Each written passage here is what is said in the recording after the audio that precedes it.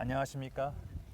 오늘 우리 종교인 인터뷰로 찾아온 곳은 우리 전북 진안에 있는 마이산 탑사의 주지이시고 또 태고정의 전북 교구장을 또 맡고 계시는 진성 스님을 찾아뵙고 오늘 이야기 나누는 시간 갖게 되었습니다. 스님 오늘 시간 내주셔서 감사드립니다. 반갑습니다. 예. 어서 오세요. 네.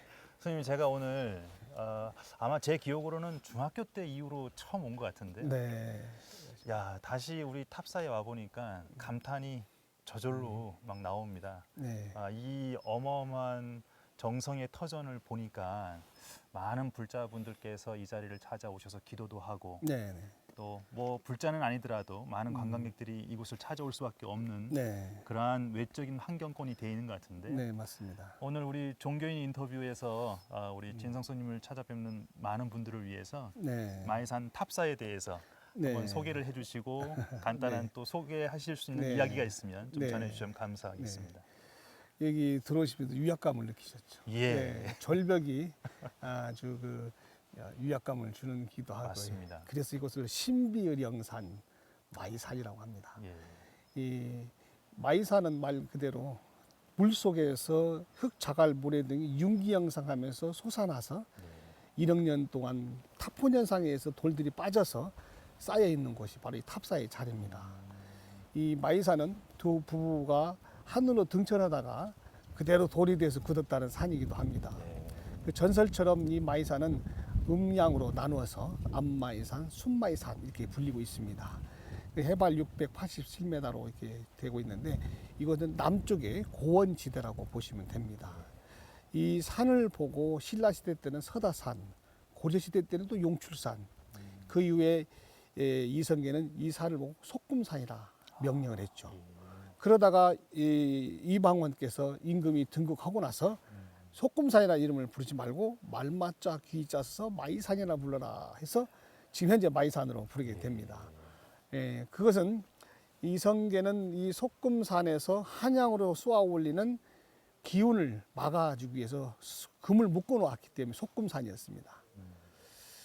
근데 이방원은 그 부분을 풀어버리는 자기가 임금의 왕국에 등극하기 위해서 그걸 풀어보기 위해서 말맞자 귀자를 써서 마이산이라 부르게 돼서 진안 지역이 이제 한양으로 돌진하는 그런 기세가 이루어졌다 보시면 되고 근래에 들어서 몇 년 전에 용담댐이 이루어져 있습니다. 용담댐은 옛적부터 이 진안군이 원래 용담현이었습니다. 용담현으로서 용이 담수를 하고 있는 곳이다 했는데 바로 이곳이 암마이산, 순마이산에서 있던 곳이 바로 민물, 호수였습니다. 그래서 산이 윤기형삭을 해서 있었는데 이 부분이 댐이 생김으로써 이제 드디어 정치적으로 한양을 향해 갈 수 있는 지름길이 생겼다 해서 문호가 열렸다고 봅니다. 조선시대 때부터는 이 마이산이라는 곳을 기점으로 해서 12km 내에 동양면이라든가 마령면, 상전면, 정천면 쪽으로가 귀향 지역입니다. 정치적으로 바른 말하는 사람을 죽이기 아까우니 이쪽 산에다가 귀향을 시켰던 자리인데 그런 귀향하는 사람들의 후손들이 지금 정치적으로 많이 올라가 있죠. 그렇죠. 예, 그렇습니다. 그래서 이러한 영산을 가지고 있으면 이 영산 속에는 분명히 도인이 나오게 되어 있습니다. 근데 이 도인이라고 표현하기보다는 구한말 시대 때 보면은 동학혁명이 일어납니다. 농민들이 꽹이자를 들고 나 관세를 못 내겠다. 너무나 비싸게 받지 말라. 항쟁을 하기 시작합니다. 그게 동학혁명인데 그 동학혁명을 일으킨 사람들을 죽이기 위해서 정부에서는 중공군을 한나라 군사를 몰고 와서 시도를 하다가 실패를 하니까 그 구한말 시대에 또 일본군을 데리고 와서 동학혁명자들을 다 처형을 하게 됩니다. 정봉주가 그때 처형이 됐죠. 중공군과 일본군의 싸움에서 동학혁명자들을 다 처단하고 난 다음에 어떻게 했습니까? 바로 이제 나라를 뺏어버리는 일제압력이 시작이 돼버렸죠. 그때 이 1885년에 이감룡이라는 옹께서 이곳에 25살에 들어오시게 됩니다. 이 산천을 타고 딱 들어오는데 이 부부 산신이 이감룡이를 불러서 그때 이름은 원래 본명은 이경의라고 합니다. 근데 감룡은 이후에 호로 정해졌지만 이 감룡이란 분을 불러서 이 속에 왜 왔느냐라고 묻습니다. 세상에 먹을 게 없습니다. 국민들이 너무나 가난에 쩌들어 있습니다. 나라가 이미 외적에게 다 팔려가고 있습니다. 우리 국민들은 누굴 믿고 누굴 의지하고 살아야 됩니까? 라고 하소연하게 되죠. 그래서 산신께서는 네가 진정 나라를 위해서, 국민을 위해서, 백성을 위해서 할 일이 무엇인가를 생각해 보거라. 그것이 바로 처절했을 때 가져야 할 기도가 아니겠느냐. 그래서 그때 저쪽에 순마의 봉이라는 데가 있는데 예. 그 순마의 봉 속에 화엄굴이 있습니다. 그 10m 되는데 거기에 물이 나오는데 그 안에서 100일 동안 치성을 드리게 되죠. 100일 동안 치성을 드리는 동안에 신의 계시가 이제 자꾸 내려온 겁니다. 백성을 위해서 뭔가를 해야 되지 않느냐. 그래서 이곳에 운동 삼아서 내려오셨다가 이곳에 타폰 현상으로 떨어져 나온 돌멩이들이 많이 쌓여 있었어요. 예. 그리고 이쪽 올라가는 쪽이 운수사 저 뒤에 있는 절에 올라간 길목이었기 때문에 옛날에 우리 어르신들이 그 산에 갈 때는 돌멩이 하나 올려놓고 내가 산에 참 잘 다녀오게 해주세요. 예. 신께 기도했잖아요. 그렇죠. 그것처럼 이제 돌무덤이 많이 있었기 때문에 이곳에서 백성을 위해서 공든 탑을 쌓아서 하늘에게 우리 민족의 아픔을 알려야겠다라는 막돌 허튼식 쌓기 방법으로 솥대를 쌓으신 거죠. 예. 예. 이건 탑이라고 지금 이제 문화재로 등록하기 위해서 탑이라고 별명을 했지만 원래는 솥대, 민족의 아픔을 알리는 솥대를 쌓으신 겁니다. 그게 첫 네. 그래서 동기셨군요. 1886년에 이곳에서 만 중생들을 위하고 억족 창생, 중생들을 구제하고 싶은 마음에 기도를 하기 위해서 쌓은 탑이 바로 이 탑입니다.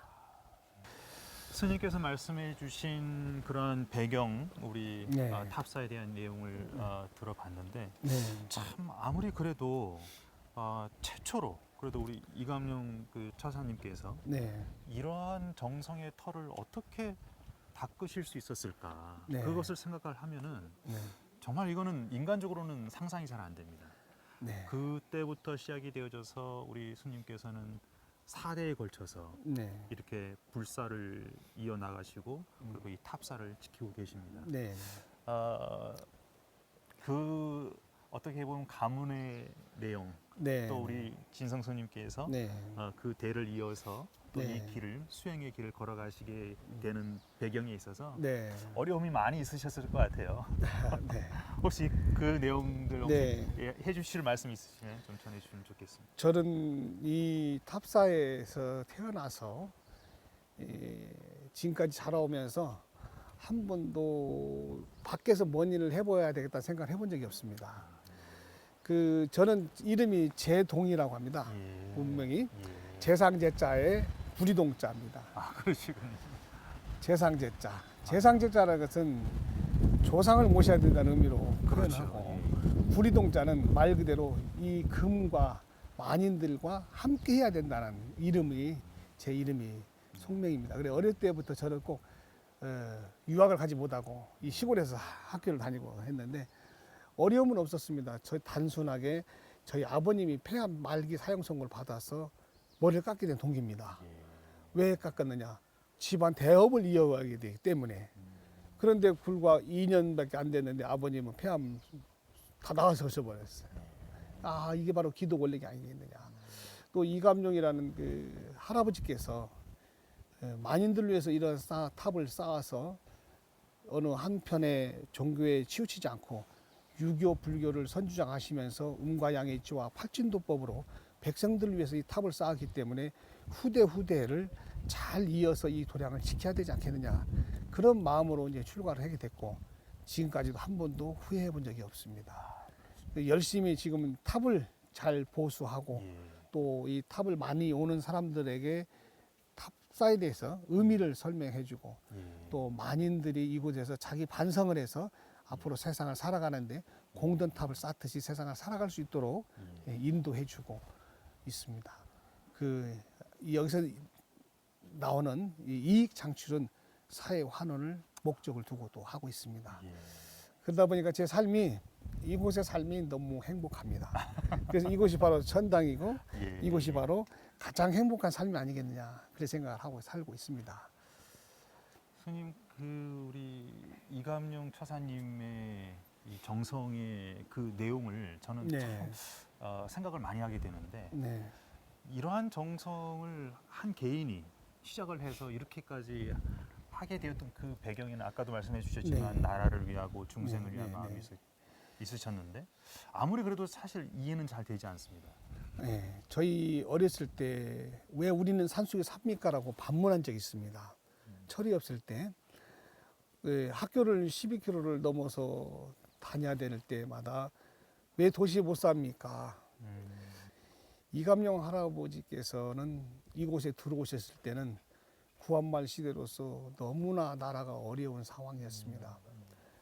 이제 왕권마저 다 빼앗겨 버리는 상황이 되어가는 중에 농민이 학살이 되고 얻을 것이 없고 굶주려가는 이들은 많고 나라는 흔들리고 도탄에 맞아가고 근데 작은 희망이나마 당신께서 이러한 곳에 와서 수행함으로써 나라를 구해보지 않겠냐는 그런 작은 희망 가지고 있었을 거라고 저는 생각을 합니다.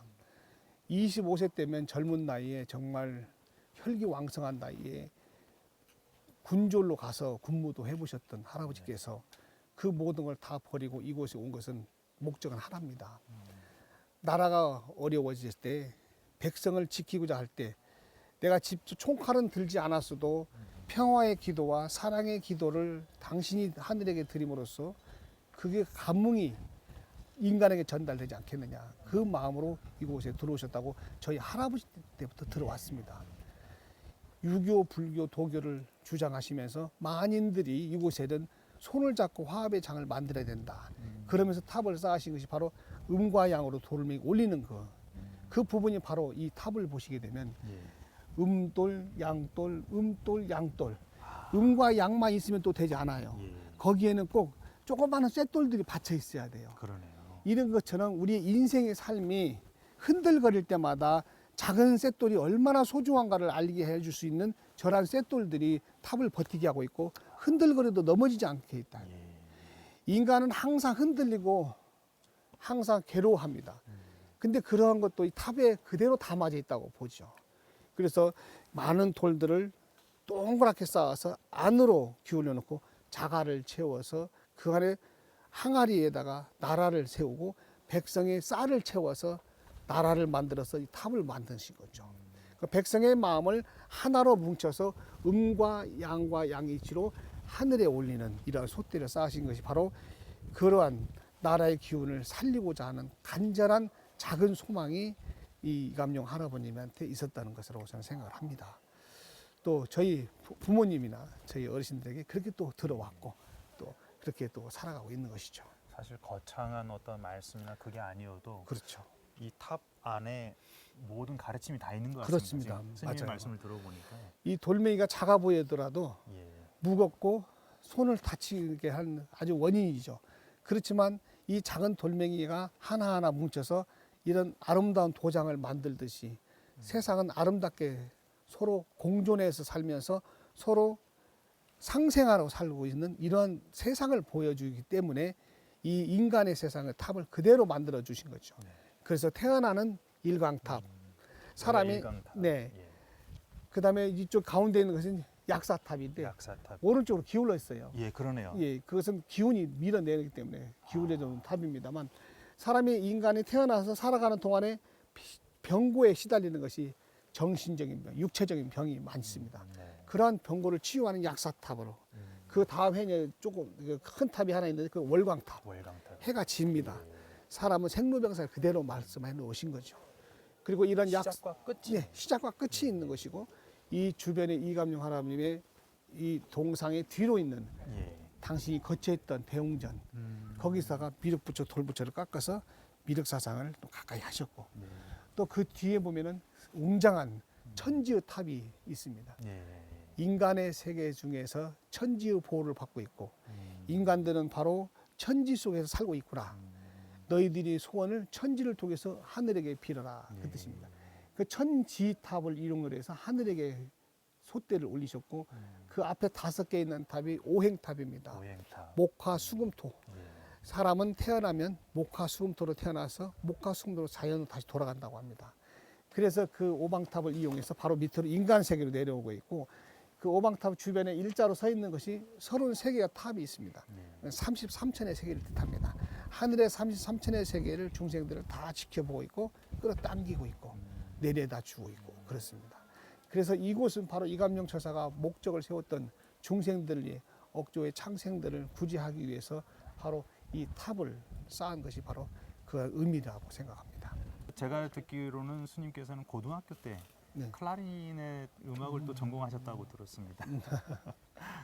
스님으로서 수행도 하시고 그렇게 음악도 전공하시고 혹시 음악에 대한 어떤 그런 또 한 부분이 기도도 하시는 수행 생활에 어떤 연관 관계성이 좀 있으셨는지? 사실 이 마이산 기운이 악산입니다. 예. 악산에는 그 정치인들이라든가 연예계 진출하는 사람들이 많이 나오는 산이라고 하죠. 예. 그 이 산들 자체가 예술 계통에 뛰어난 사람들이 많이 주변에 산대요. 아, 그렇군요. 예. 근데 저희 작은 아버지가 예. 클라리넷을 옛날에 군대 있을 때 하셨고, 예.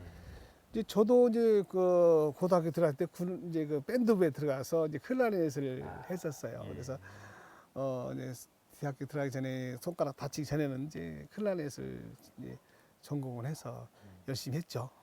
혹시 그걸 통해서 또 봉사활동도 이제 그거를 이제 싹 잃어버리고 예. 이제 한 5년 정도를 뭐 이렇게 승려 생활만 해왔어요. 이 탑을 지키면서 살아왔는데 어느 날 갑자기 저에게도 힘든 고행이 닥치더라고요.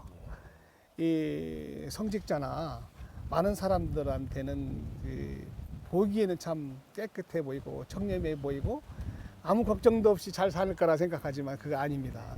사실 목사님이나 스님이나 신부님들 많은 사람들을 위한 고통을 많이 갖고 계시고 많은 생각을 갖고 계시고 많은 스트레스를 많이 받으실 겁니다. 저도 안 이런 것인데 수행에서 부분에 저 음악을 멀리 하고 있다가 어느 날 갑자기 우울증이 오기 시작해서 이 우울증 치료하는 방법이 뭐가 있을까? 근데 한번 그 음악을 한번 해보니 너무 즐거운 거예요. 그래서 이게 바로 수행의 기본이 되지 않겠느냐.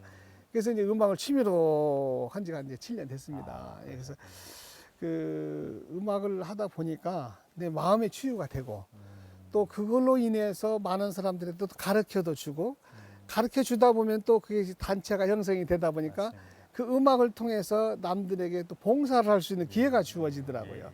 그러다 보니까 지금 한 10년 동안 뭐 아주 음악을 통해서도 많이 활동을 좀 하고 있죠. 네, 네. 조금 전에 스님의 말씀에서도 있었지만 이 저를 통한 어떤 수익의 내용들은 또 전적으로 남을 위해서 이웃을 위해서 네, 네. 스님의 말씀 들어봤을 때 또 해외까지 그렇게 많은 사람들을 돕는데 또 활용을 하고 계시는 것으로 들었습니다. 나누리라고 하는 또 그렇게 네. 단체를 만드셔서 하고 네, 계시는데 네.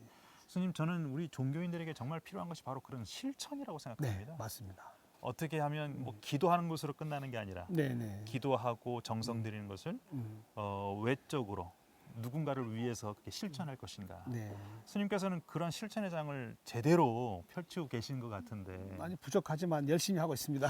그 부분들에 있어서 네. 우리 불자들이나 함께 하심에 있어서 저희들 많은 사람들에게 좀 보탬이 될 수 있는 말씀이 있다고 한다면 좀 네. 주시면 좋을 것 같습니다. 저희 이감룡 할아버지께서 이곳에 1886년에 들어오셔서 산신제를 지냅니다. 천지기도라고 하는데 네. 그때 당시 굉장히 어려운 상황이었습니다. 근데 산신제를 지냈을 때 공약물을 올리는 그 공약물을 먹지 않고 팔았어요. 그 왜 팔았는가는 몰랐었어요. 그런데 얼마 전에 1980년경에 고종 황제의 며느리 유정순 할머니의 아들이 찾아왔어요. 그 고종 황제의 며느리 유정순이라는 분이 일본군에 의해서 파혼이 당해가지고 1900년대 초에 전국을 떠돌아 다닙니다. 네. 그때 그분께서 뭘 하셨냐면 말장수, 고기 장수를 해요. 그분 유정순 할머니가 내려와서 말고기, 소고기를 팔아서 돈을 없애버려요. 근데 그 돈이 다 어디로 갔느냐? 만주로 간 거예요. 네.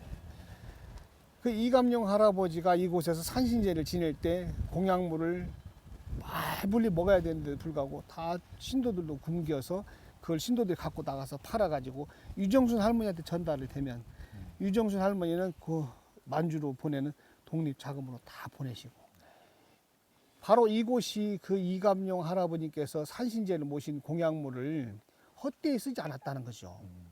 그건 저는 그 어릴 때 그 말씀을 듣고 참 그 어려운 와중에 정말 먹고 싶어도 참고 그걸 나라를 구한 마음으로 내보냈다는 것 자체가 너무나 존경스러웠죠. 그래서 난 이곳에서 과연 어떻게 살아야 올바른 삶이 될 것인가. 정말 수행만 하고 열심히 배불리 먹고 이게 과연 올바른 수행이 될 것인가라는 고민을 좀 해봤습니다. 이감용 할아버지가 이러한 훌륭한 자산을 만들어서 후손에게 줬으면 그 후손 것이 아니라 만 백성 것이야 맞죠. 그렇기 때문에 이감용 할아버지가 그 독립장을 보냈던 자금이라고 생각을 해서 저는 2010년도부터는 복지단체를 아예 설립을 해서 네. 운영을 하고 있었습니다. 그래서 1992년도에 감용장학회를 통해서 많은 학생들에게 장학금을 이제 지급을 해 오다가 우리가 2010년도에 이제 우리가 그 남을 도와줄 수 있는 나라로 변형하는 선진국형 나라가 됐어요. 예. 그때 바로 우리가 이때 해야 된다.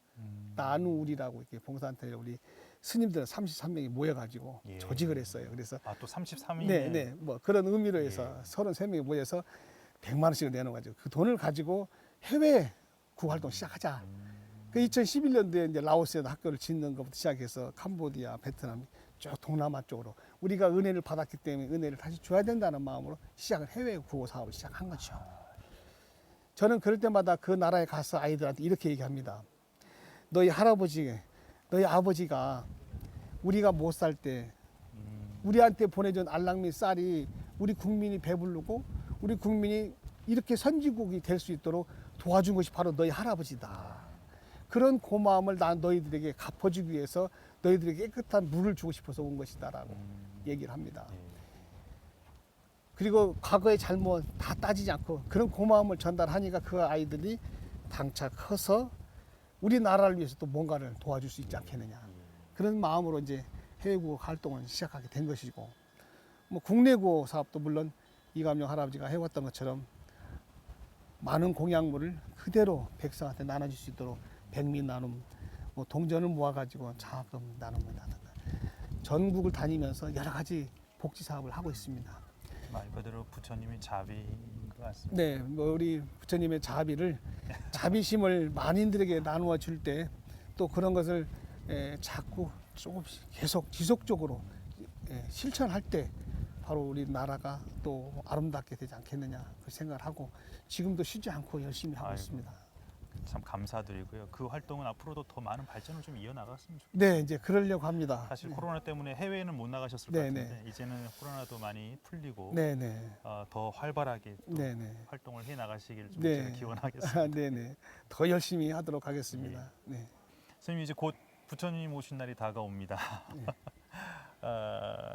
대한민국은 어떻게 보면은 다양한 종교가 함께 공존하고 있어서 부처님 오신 날이면 또 많은 불자들만이 아니라 많은 사람들이 이 날을 또 기념하고 있고 또 성탄일이 되면 또 기독교인뿐만이 아니라 함께 국민적 정서가 그날을 또 기념할 수 있는 우리 대한민국의 환경이 되었다 저는 그렇게 생각이 되는데 네, 네. 그럼에도 불구하고 이 다양한 종단과 종단 간의 관계가 더 정말 큰 힘을 발휘할 수 있도록 하나가 되고 그 힘을 모으는 데 있어서 우리 종교인들이 어떤 자세와 어떤 방향성을 갖춰야 될지 네. 그 부분에 있어서 어떻게 보면 범위의 내용이 될 수도 있겠는데 부처님 오신 날을 기념하면서 그래도 중생들에게 부처님의 가르침의 하나로서 좀 전해주실 말씀이 있으시면 네. 해주시면 좋을 것 같습니다. 가르침이라기보다는 예. 제가 하고 싶은 말이 있습니다. 부처님은 항상 컴백합니다. 네. 우리 부처님께서는 우리를 위해서 오시는 게 아니라 이 지구를 또 우리 땅을 우리 많은 백성들을 위해서 가르침을 주려고 또 오시거든요. 그런데도 그러한 가르침을 우리는 잘못 인식을 하고 있고 배척을 하고 있는 상황이 돼 있습니다만 올해 정말 2년 만에 그 부처님이 오신다고 봐야 됩니다. 네, 그렇군요. 네, 그렇습니다. 2년 동안 못 오시고 이 땅이 이렇게 병마로서 시달리고 있는 이 지구에 못 오신 부처님께서 얼마나 더 안타깝겠습니까만 우리 스스로가 부처님을 못 오게 만든 것입니다. 우리 스스로가 질병을 만들어낸 것입니다. 우리 스스로가 반성을 하지 못했기 때문에 그렇습니다. 그 이유가 바로 뭐냐면 내 것만 찾다 보니까 또 내가 편리한 것만 찾다 보니까 그러한 부처님을 모시지 못한 죄인이 되어버린 거죠. 올해 이제 3년 만에 우리 부처님 오신 날을 통해서 연등제를 통해서 부처님을 화려하게 지금 맞이하려고 준비하고 있습니다. 우리 이속에서는 연꽃이 더러운 곳에 물들지 않듯이 피어나듯이 우리 많은 사람들이 그러한 연꽃처럼 서로의 비방과 흉을 없애버리고 하나로 되는 화합의 장으로서 부처님을 맞이했으면 하는 바람입니다. 우리가 살아가는 데 있어서 가장 중요한 것은 사랑과 상생과 화합입니다. 내 것이 중요하면 타인 것도 절대적으로 중요하다고 봅니다. 또 우리 종교인들은 스스로가 많은 이들에게 가르침을 주는 상생스러운 그런 종교인이 돼야 됩니다. 그러려면 하나가 돼야죠. 세계 평화를 위해서, 즉 세계 평화도 필요 없어. 우리 나라를 위해서, 우리 남북이 갈라져 있는 이런 아픔에서도 평화를 위한 전쟁이 없는 싸움을 안 하려면 우리 종교인 스스로가 그걸 깨달아야 되고 서로 목사님, 스님이나 신부님이나 정년님이나 교모님이나 뭐 대교주 다 같이 만나서 화합의 장을 이룰 수 있는 그런 문화 콘텐츠가 저는 필요하다고 봅니다. 그럼으로써 세계는 전쟁이 없어질 것입니다. 만약에 종교인들이 그러한 하나에 대한 마음을 서로 열지 못하면 분명히 세계적 종교 전쟁이 일어날 거라고 봅니다. 그걸 막으려면 우리 스스로가 더 열심히 실천해서 좋은 일에 앞장서고 각 종교인들끼리 서로 모여서 서로 쏟아마주고 안아주고 위로해주고 보살펴주는 그런 마음의 자세가 저는 굉장히 좋다고 생각합니다. 현재 그 종교협의회에서도 이러한 쪽으로 종교인들을 이끌어가고 있는 걸로 알고 있습니다. 맞습니다. 거기에 대한 건 정말 제가 감사드리고 있습니다. 저도 열심히 그 하나 되는 종교에서 같이 하도록 노력을 최선을 다해서 하도록 하겠습니다. 감사합니다, 스님. 네. 오늘 이렇게 마이산 탑사에 우리 진성 스님을 찾아뵙고 귀한 말씀을 들었고요. 사실 종교를 초월해서 우리 모든 이들에게 필요한 정말 값진 말씀을 오늘 주신 것 같습니다. 다시 한번 감사드리고요. 네. 우리 마지막으로 종교인 인터뷰, 종교신문과 함께하고 계신 많은 분들께 인사 한 말씀 부탁드리겠습니다. 종교인 협회 여러분 안녕하십니까? 정말 세상은 아름답습니다. 이 아름다움은 다른 곳에서 찾을 게 아닙니다. 자기 마음, 자기 본 몸에 들어있는 거라고 생각합니다. 여러분들이 있기 때문에 바로 세상이 아름답고 여러분들이 있기 때문에 바로 전쟁이 없는 평화로운 세상이 이루어질 거라 확신합니다. 여러분 만나뵙게 돼서 반가웠습니다. 감사합니다. 스님 감사합니다. 감사합니다.